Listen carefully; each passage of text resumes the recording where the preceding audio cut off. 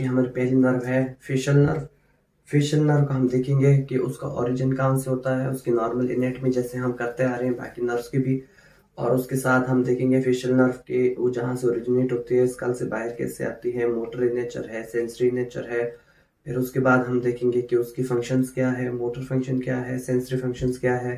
और उसके बाद हम देखेंगे उसकी क्लिनिकल लीजन्स, और प्रॉपर अपने वॉलंटियर पे हम एग्जामिन भी करेंगे कि उसके क्लिनिकल जो होंगे साइन एंड सिम्टम्स आपके पेशेंट के ऊपर वो कैसे अपेयर होते हैं। So today the first nerve is facial nerve, cranial nerve number 7। Facial nerve जो है ये हमारा सॉलिटेटरी न्यूक्लियस से ओरिजिनेट होता है। सही है, इसका ओरिजिन सॉलिटेटरी न्यूक्लियस के अंदर होता है। और फेशियल नर्व जो है ये मिक्स्ड इन नेचर होता है, मतलब both they have both sensory and motor. Mixed in nature, ये सेंसरी सेंसेशन भी कैरी करता है और कुछ के लिए मोटर सेंसेशन भी कैरी करता है। सही है, अगर हम इसके फंक्शंस देखें, मोटर ये फेशियल नर्व की फंक्शन क्या है, जैसे नाम से जाहिर है फॉर श्योर फेशियल एक्सप्रेशन के लिए यही नर्व आती है जो हमारे फेशियल मसल के एक्सप्रेशन आते हैं। फंक्शंस के अंदर सबसे पहले फेशियल मसल एक्सप्रेशन, उसके साथ साथ स्टाइलोहायोड को भी करती है, स्टेपिडियस को भी करती है, ठीक है।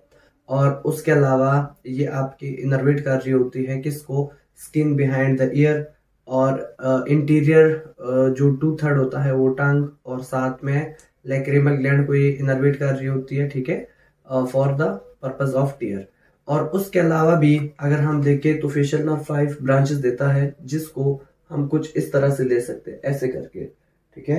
अब इसमें से क्या होता है, जो पहले जाती है, ठीक है, सर्वाइकल की तरफ, ये बिहाइंड द स्किन सेंसेशन देती है, ठीक है। देन अगेन ये वाली आती है, ये फोरहेड के ऊपर जो एक्सप्रेशन आते हैं उसके लिए होती है।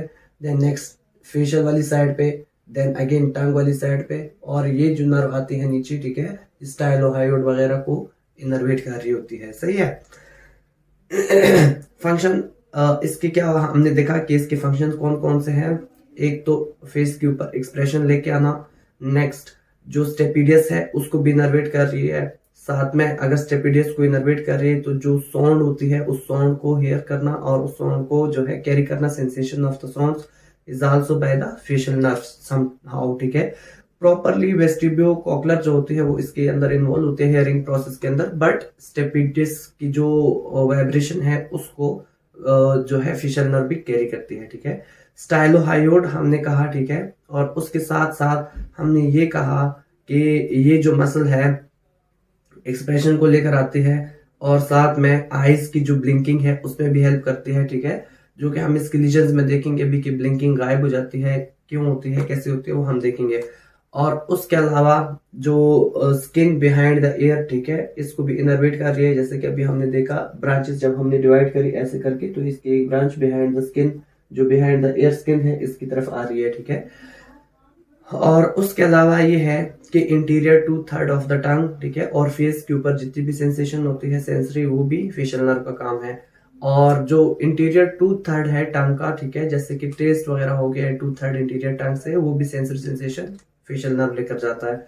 और उसके अलावा हमने ये कहा कि ये जो आई की लैक्रिमल ग्लैंड है उसको भी ये नर्वेट कर रही है, और टीयर जो आंसू होते हैं उसके बनने में हेल्प करती है। इन केस ऑफ लीजन्स, चलो फंक्शन लिखते हैं वन बाय वन। फंक्शन हमने ये कहा कि ये इनर्वेट करती है किसको, इनर्वेट स्टाइलोहायोड,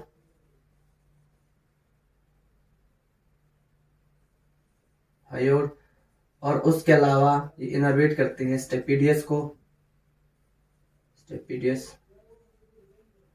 और इसके अलावा ये इनर्वेट करती है फेशियल एक्सप्रेशन मसल जो होते हैं उसको। Other than this, blinking of I, blinking of I, skin behind the year, behind the year, और उसके अलावा ये जो है इम्पोर्टेंट एक और ब्रांच देती है जिसके अंदर जो टेस्ट होते हैं, ठीक है, वो भी taste from the interior 2/3 of tongue. अगर टेस्ट की तरफ आ रही ब्रांचेस तो इसका एक इंपॉर्टेंट फंक्शन एक और होता है, वो होती है साल्वेशन। साल्वेशन दो ग्लैंड जो है उसको ये इनर्वेट कर रही होती है, सबमैंडिबुलर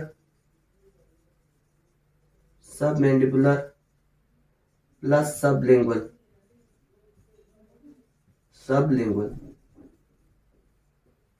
ये भी इसी को इनर्वेट कर रहे होते हैं। और उसके अलावा एक और इम्पोर्टेंट काम है टीयर्स, क्योंकि ये लैक्रिमल ग्लैंड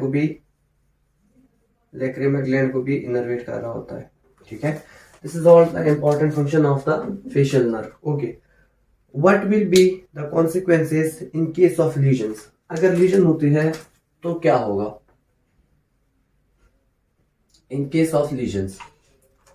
हमने कहा कि ये इनर्वेट कर रही है किसको, माउथ को, ठीक है, क्योंकि 5 ब्रांचेस जब हमने डिवाइड करी थी ऐसे करके, तो उसके अंदर माउथ एरिया को भी क्या कर रही थी, इनर्वेट कर रही थी। For sure the very first one there will be corner of mouth droop. हमने कहा था ब्लिंकिंग ऑफ आई के अंदर इन्वॉल्व होता है, तो कैन नॉट क्लोज आईज। हमने ये भी कहा था कि मसल एक्सप्रेशन जो है फेशियल मसल एक्सप्रेशन के अंदर भी यही हेल्प करता है। तो there will be no wrinkles on the forehead, can not wrinkle the forehead. ये जो हमारे फोरहेड के ऊपर रिंकल्स आते हैं लाइक दिस, ठीक है, ये wrinkles due to the facial nerve अगर लीजन होती है तो there will be flat forehead without any wrinkles, कोई रिंकल नहीं आएंगे उस पे। ओके, और absence of blinking, absence of blinking, also be Bell palsy. अगर फेशियल कैनाल की लीजन होती है तो फेशियल कैनाल लीजन। उसके अलावा हमने कहा था कि साल्वेशन के अंदर हेल्प करता है, सही है, और टेस्ट के अंदर भी हेल्प करता है, और टीयर्स के अंदर भी। स्किन बिहाइंड द ईयर, अगर बिहाइंड द ईयर स्किन की सेंसरी इनर्वेशन के लिए था तो there will be painful sensation from the skin behind the ear. So लिख सकते हैं in case of lesion there will be painful sensation from skin behind the ear,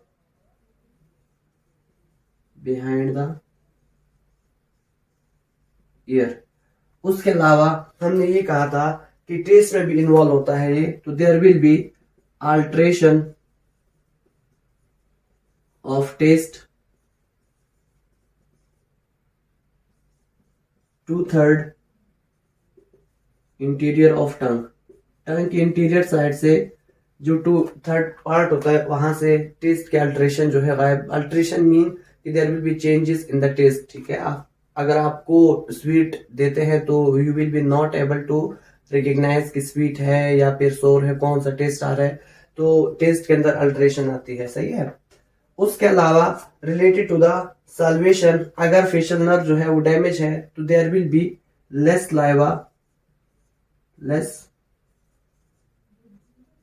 saliva formation, क्योंकि एक और नर्व भी इन्वॉल्व होते हैं जो पैरोटिड ग्लैंड को इनर्वेट करते हैं, आगे हम डिस्कस करेंगे उसको भी। उस वजह से थोड़ी बहुत स्लाइवा की फॉर्मेशन होती है, लेकिन दो मेजर सबलिंगुअल और submandibular part they will be badly affected. Okay, related to the tears, if there is a lesion of the facial nerve, क्या होगा tears से related? There will be red or dry eye, sandy eye भी कहते हैं हम इसको, ठीक है।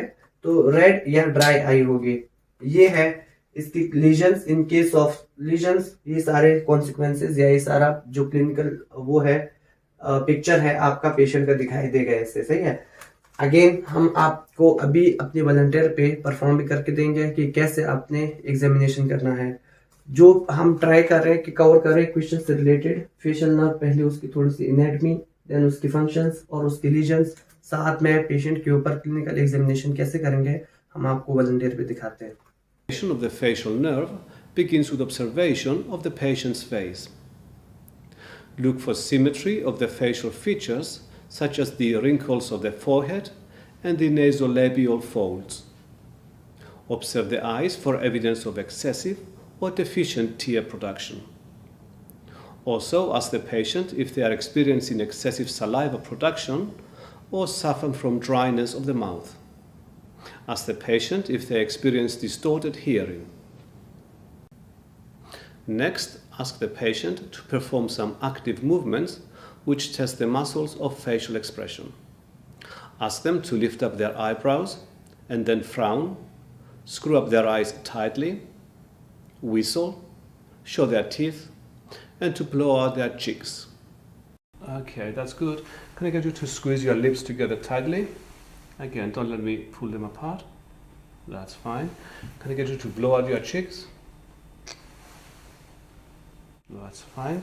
Can I get you to whistle? And show me your teeth. Fine, thank you very much. The taste function is not routinely assessed. But if you wish to carry out this test, use 4 substances: sweet, sour, salty, and bitter. With a cotton bud, touch specific areas on the tongue and check if they have identified the sensation correctly. The patient must rinse their mouth between different tests. With upper nerve है हमारी, वो है वेस्टिब्यूलोकोक्लियर nerve, ठीक है। Cranial nerve 8,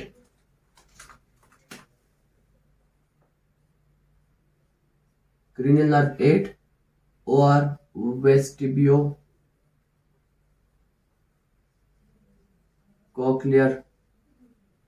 nerve.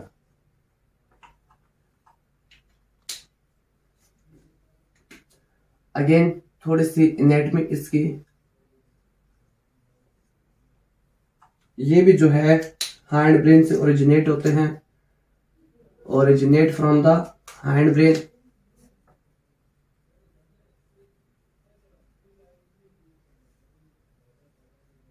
But this is pure sensory in nature,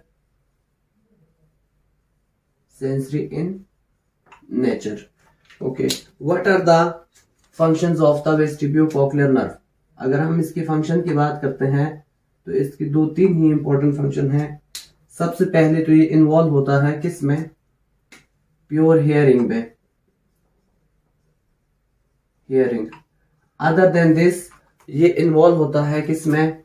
angular acceleration, angular acceleration mean turning of head. अगर आपका examiner कहीं word use करे angular acceleration, it's mean turning of head की बात हो रही है। अदर देन दिस अगर वो यूज करे word what is linear acceleration, acceleration it's mean कि वो बात कर रहे हैं ग्रेविटी की, ठीक है। ये इसके इंपॉर्टेंट फंक्शन है रिलेटेड टू ग्रेविटी, मीन की बॉडी बैलेंस को रखना और उसके साथ साथ टर्निंग ऑफ हेड, जो हम हेड को रोटेट कर रहे होते हैं, ये टर्निंग भी किसका काम है? वेस्टिब्यूलोकोक्लियर नर्व का। और साथ में हियरिंग के अंदर भी प्रॉपर इन्वॉल्व होता है। Okay, what will be the clinical picture in case of the lesions? अगर लीजन होते हैं तो क्या होगा? लीजन्स के अंदर देखते हैं हम कौन कौन सी चीजें होगी। सबसे पहले तो ये फंक्शन लॉस होगा। We called it sensory neural hearing loss, hearing loss। अगर वो पूछे एग्जामिनर कि what does it mean sensory neural hearing loss, हम hearing loss भी तो कह सकते हैं। sensory neural वर्ड को अगर हम स्प्लिट करें तो sensory जो है mean sensory, neural mean nerve.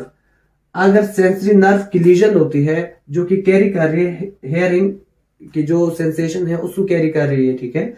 अगर उसकी लीजन होती है तो जिस उसकी लीजन की वजह से जो हेयरिंग लॉस हो रही है उसको हम कहते हैं सेंसोरी न्यूरल हेयरिंग लॉस, ठीक है। क्लियर? ओके, नेक्स्ट हमने कहा था कि एंगुलर एक्सेलरेशन के अंदर या टर्निंग ऑफ हेड के अंदर भी ये इन्वॉल्व होता है, तो there will be difficulty in turning head to the opposite side. सही है, टर्निंग ऑफ हेड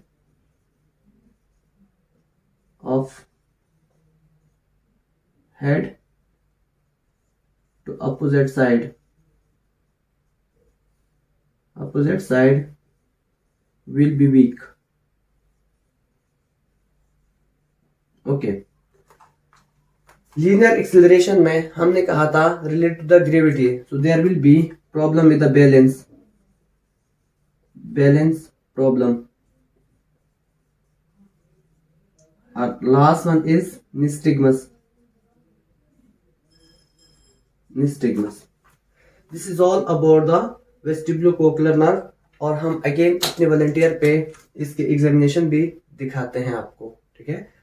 ओके, अभी हम मूव कर रहे हैं toward the examination of the next nerve.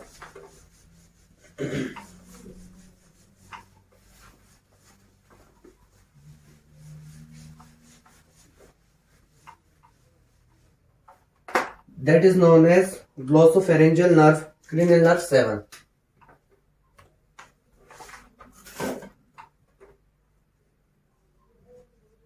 glossopharyngeal nerve और cranial nerve 9। क्लियर? इसका सबसे पहले हम देखेंगे कि इसके फंक्शंस क्या है, व्हाट आर द एनाटॉमी। सबसे पहले एनाटॉमी। जो हमारा ग्लोसोफेरेंजियल नर्व है वो ओरिजिनेट होता है सोल्टेटरी न्यूक्लियस या एम्बिगुअस न्यूक्लियस से, ठीक है। ओरिजिनेट फ्रॉम द सोल्टेटरी और ambiguous nucleus.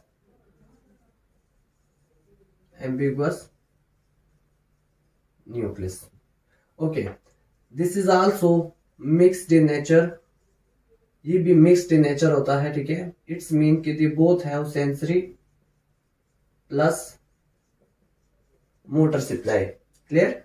Okay, what are the important functions of glossopharyngeal?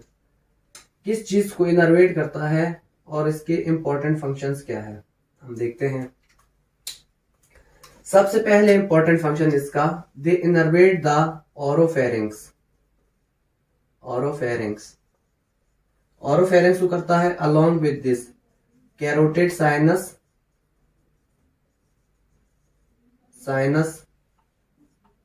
Body.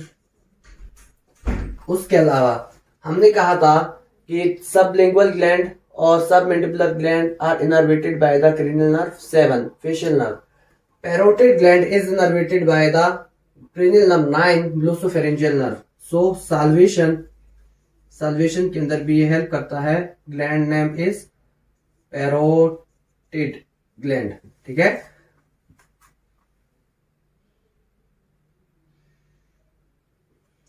और उसके साथ साथ हमने ये देखा था कि जो टंग से इनर्वेशन आ रही थी, interior 2/3 innervation are done by the facial nerve. All sensation from posterior 1/3 is carried by the cranial nerve 9। Clear? इसके अलावा एक और इंपॉर्टेंट फंक्शन है इसका।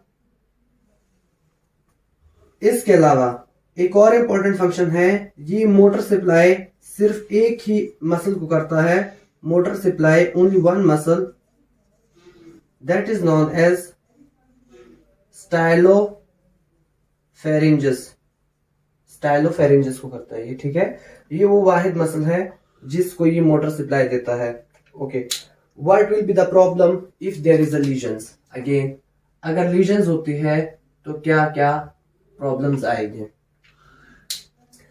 क्रेनियल नर्व 9 की अगर लीजन्स होती है, जैसे कि हमने देखा, oropharynx, carotid sinus body, salivation, all sensation from posterior 1/3, और उसके साथ साथ मोटर सप्लाई टू द जो हमारा स्टाइलोफेरिंजस है, सही है। So there will be, in case of lesion of the glossopharyngeal nerve, there will be problem with the salivation from the parotid gland, saliva will not be produced, or sensation alteration from the posterior 1/3 of the tongue. उसके साथ साथ जो होगा एक और important चीज, this is known as gag reflex. Gag reflex will be absent. What is gag reflex? अगर किसी को नहीं पता, this is the reflex of vomiting. ठीक है, vomiting type reflex, gag reflex. To quickly assess the auditory component, a simple test is done with the patient in sitting position. Cover one of the patient's ears at a time. At around 60 centimeter distance of the open ear, whisper a couple of numbers at the end of exhalation and ask the patient to repeat them. Repeat the procedure with the other ear. 76. 76. 69. 69. 87. 87. 94. 94. In case you observe deficits, Rin's test and Weber's test are performed. For Rin's test, the patient is in sitting position. Preferably use a 256 or 512 Hz tuning fork. Strike the tuning fork and place it on the patient's mastoid process. Ask the patient to indicate once they no longer hear the buzzing sound. The fork is then immediately moved in front of the patient's external auditory meatus to assess whether they can still hear the sound. Yeah. Normally, air conduction of sound in the second step should be greater than bone conduction in the first one. So the sound should be audible in the second step, even when it had subsided in the first one. For Weber's test, place the tuning fork in the middle of the patient's forehead and ask them whether they hear it louder in one ear or in the middle. In the middle. Okay. Quick assessment for the vestibular system could be to observe the patient's eyes for a nystagmus after they maximally turn their head to one side. More sophisticated tests include the Dix-Hallpike. हमारा next nerve जो है vagus nerve, cranial nerve 10, हम उसको भी साथ में discuss करते हैं कि उस कहां से निकलता है, उसकी एनाटॉमी क्या है, देन उसके फंक्शन सारी चीजें हम देखेंगे. क्रीनियल नर्व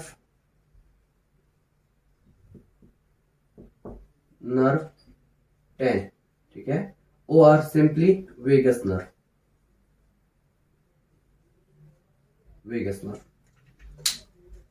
वेगस नर्व जो है, this is also originate from solitary plus ambiguous nucleus.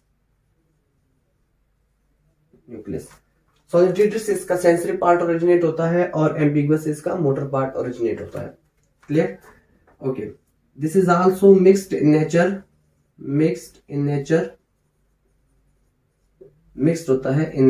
Mean again they have both motor plus sensory.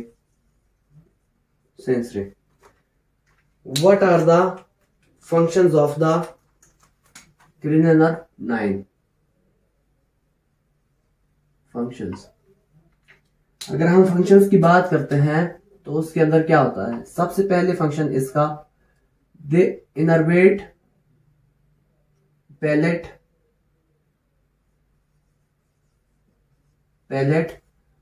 And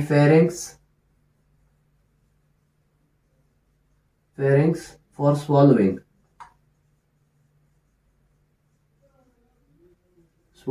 Except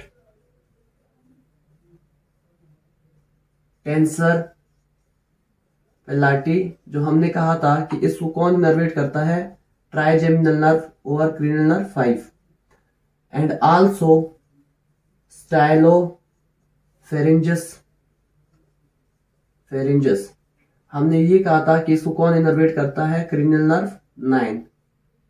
ठीक है. Okay.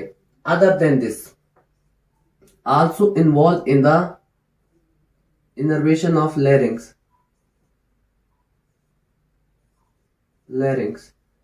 for the phonation. जो आवाज हमारी निकल रही है इसको हम phonation कहते हैं. All sensory innervation to larynx and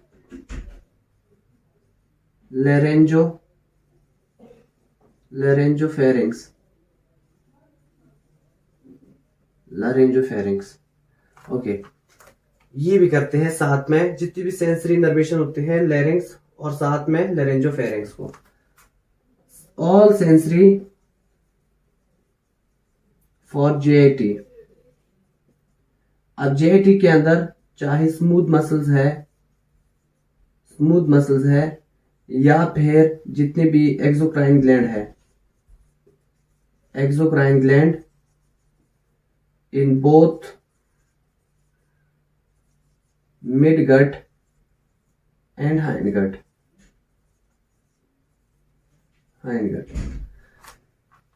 okay, ये तो थी इसके जितने भी सारे फीचर्स हमने बताए. जितने फीचर्स थे सारे इसके फंक्शंस है. इन केस ऑफ लीजन्स, अगर लीजन होती है तो क्या होगा? If there is any lesion the cranial nerve 10, तो उसके अंदर क्या जो है पिक्चर दिखाई देगा हमें पेशेंट के अंदर. ठीक है, हम वो डिस्कस करते हैं. Lesions, here is the lesions of cranial nerve 10.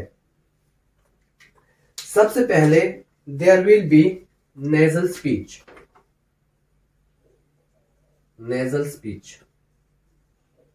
Okay, also there will be nasal regurgitation.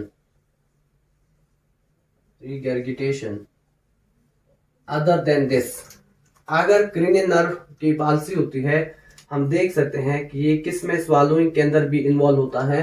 तो there will be dysphagia. dysphagia के साथ साथ ये इन्वॉल्व होता है पैलेट ड्रूप के अंदर भी. क्योंकि इधर से पैलेट और फेरिंक्स दोनों को ये इनर्वेट कर रहे हैं. अगर दोनों को इनर्वेट कर रहे हैं, अगर पैलेट की इनर्वेशन खत्म होगी तो there will be palate drooping. Clear? Okay. Other then this, uvula will be turn toward the opposite side. जो अफेक्टेड पार्ट होगा, फॉर एग्जांपल यहां से अफेक्टेड हुआ है तो जो मेरा ओल्वा है अंदर से वो किस साइड? राइट साइड पे अफेक्टेड जो है रोटेटेड होगा. Uvula will be on opposite side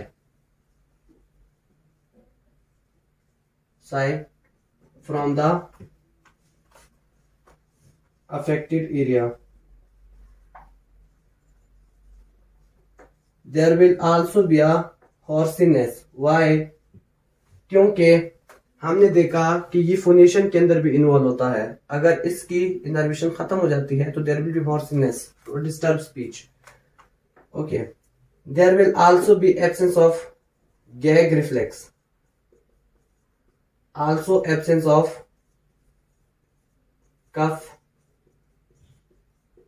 reflex. ये सारी reflexes जो होती है they will be absent in case of lesions. हम आपको सारी जो चीजें हैं अपने वॉलंटियर पे परफॉर्म करके. Then ask the patient to open the mouth and with a torch examine the uvula and the tonsillar arches. Ask the patient to say ah. That's fine, thank you. Do the uvula and the arches elevate symmetrically? Does the uvula elevate and deviate to one side? The side to which deviation occurs signifies the stronger side. Therefore, the opposite side is affected by weakness of the palatal muscles. Now test for a gag reflex.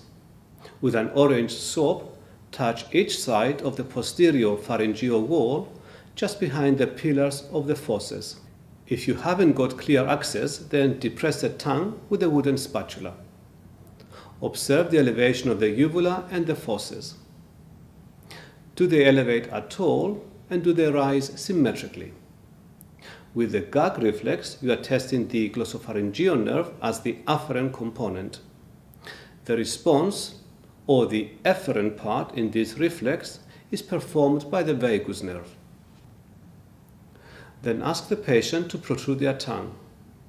Check its shape, symmetry, and evidence of fasciculations. Does it deviate? If there is deviation, then the stronger side will push the tongue towards the weak side. Finally, assess the strength of the tongue by asking the patient to push their tongue against the inside of their cheek whilst you palpate its strength from the outside. Weakness and fasciculations of the tongue may signify motor neuron disease or any lesion affecting these nuclei or their tracts. हमारा है accessory nerve. Accessory nerve के बारे में हम देखेंगे कि इसकी anatomy क्या है और इसके फंक्शन क्या है। एसेसरी नर्व और क्रेनियल नर्व 11। एसेसरी नर्व जो है ये प्योरली मोटर इन नेचर होती है, प्योरली मोटर इन नेचर। और उसके अलावा एसेसरी नर्व जो है इसके अगर हम फंक्शन देखें तो इसकी फंक्शंस क्या है। Functions, accessory nerve is involve in the rotation of the head toward opposite side, ठीक है। मीन स्टर्नोक्लीडियोमेस्टॉइड को इनर्वेट करती है जिसकी वजह से हम हेड को अपोजिट जो है वो कर सकते हैं, रोटेट कर सकते हैं, ठीक है। So head movement towards opposite side mean supply करते हैं किसको, स्टर्नोक्लीडियोमेस्टॉइड को, okay. The second function is elevation plus rotation off shoulder, mean supply करते हैं किसको, ट्रेपीजियस मसल को। क्लियर? ये इसके दो इंपॉर्टेंट फंक्शन हैं। इन केस ऑफ लीजन्स, अगर लीजन होती है तो क्या होगा, lesions in case of lesion there will be loss of the head movement toward the opposite side. Mean कि हम जो मेरा चिन्ह है, ठीक है, मैं इस चिन्ह को अपोजिट साइड पे रोटेट नहीं कर सकता। अगर रोटेट करूंगा there will be weakly rotation, सही है। So there will be weakly rotation of chin to opposite side,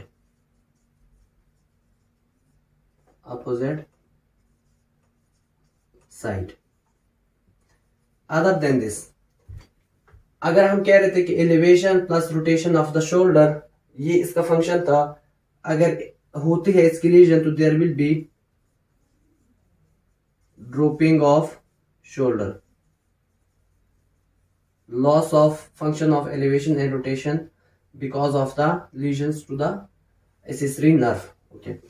the last nerve, again हम इसका भी जो है दिखाएंगे आपको कि हम क्या क्या चीजें चेक करते हैं। एग्जामिनेशन का पार्ट हम आपको वॉलंटियर पे परफॉर्म करके दिखाते हैं। जो हमारा लास्ट नर्व है क्रेनियल नर्व 12 और हाइपोग्लोसल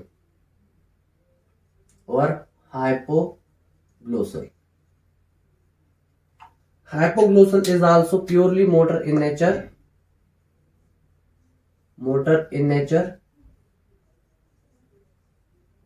ओके। अगर मोटर है तो इसकी फंक्शंस क्या होंगे,